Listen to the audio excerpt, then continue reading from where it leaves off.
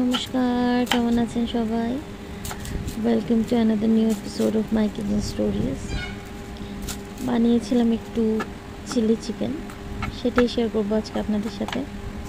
তো প্রথমেই পেঁয়াজগুলোকে বড় বড় করে কেটে নিলাম, সাথে কেটে নিলাম ক্যাপসিকামগুলোকে, ওগুলোও বড় বড় করে কেটেছি।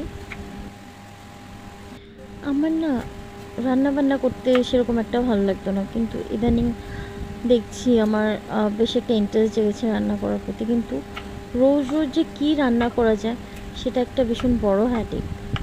সেটা চিন্তা করে বের করাটাই আমার কাছে সবচেয়ে টাফ মনে হয়। কিন্তু বিভিন্ন লোককে বা বিভিন্ন জায়গায় বিভিন্ন সাইটে বিভিন্ন রান্নার রেসিপি দেখে খুব ইন্টারেস্ট জাগে, তো আমিও ট্রাই করি। এদিকে যে বোনলেস চিকেনটা নিয়েছিলাম সেটাকে ছোট ছোট পিস পিস করে কেটে নিলাম আমি, কেন কি চিলি চিকেনের জন্য বোনলেসও হতে লাগবে, আর পিসগুলো ছোট ছোট না হলেও মশলাটা ভেতরে ঢুকবে না, ভালো করে সিদ্ধ হবে না, তাই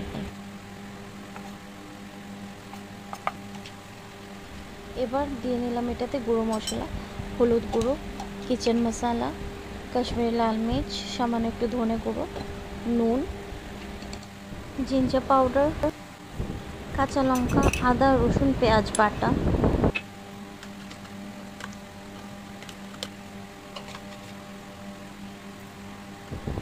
তারপর আমি আমার পরিমাণ মতো দিয়ে নিলাম কর্নফ্লাওয়ার দিয়ে একটা ডিম ভেঙে দিলাম, দিয়ে এটাকে ভালো করে মিশিয়ে নিলাম।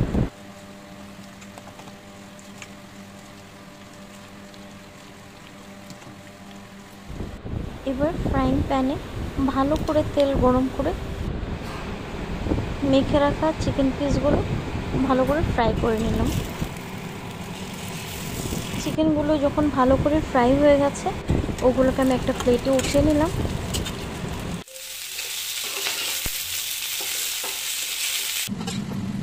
তারপর সেম প্যানে আমি বেল পেপারগুলো দিয়ে দিলাম, দিয়ে ভালো করে ফ্রাই করে নিলাম। তারপর দিয়ে দিলাম গুঁড়ো মশলা, সেই সেম গুঁড়ো মশলা যেগুলো আমি চিকেনটা মাখার সময় দিয়েছিলাম। নুন, হলুদ গুঁড়ো, লঙ্কা গুঁড়ো, ধনে গুঁড়ো, আদা গুঁড়ো, কিচেন মশলা, এগুলো দিয়ে ভালো করে সটে করে দিয়ে দিলাম পেঁয়াজগুলো আমি বেশ বড় বড় করেই কেটেছিলাম, কেন কি চিলি চিকেনে তো ওগুলো বড়ই হয়, তাই বড় করে কেটেছিলাম। ওগুলো যখন মোটামুটি ভালো করে ফ্রাই হয়ে গেছে ওটাতে দিয়ে দিলাম পরিমাণ মতো জল, দিয়ে ঢাকা দিয়ে দিলাম যাতে বেল পেপারগুলো ভালো করে সেদ্ধ হয়ে যায়। তারপরে ওটাতে অ্যাড করে দিলাম soya sauce, chilli garlic sauce আর একটু চিলি সস। আমি 3টে সস অ্যাড করেছি, কিন্তু জেনারেলি শুধু সয়া সস আর চিলি সস অ্যাড করলেই হয়ে যায়। তারপর এটাকে ভালো করে নাড়াচাড়া দিয়ে মিশিয়ে দিলাম। মিশিয়ে যখন সসগুলো আর চিকেন পিসগুলো সবগুলো একসাথে মিশে গেল, ওটাতে আমি একটু কর্নফ্লাওয়ার দিয়ে দিলাম। কর্নফ্লাওয়ারটা আমি আগেই গরম জল দিয়ে গুলে রেখেছিলাম, সেটা দিয়ে দিয়েছি।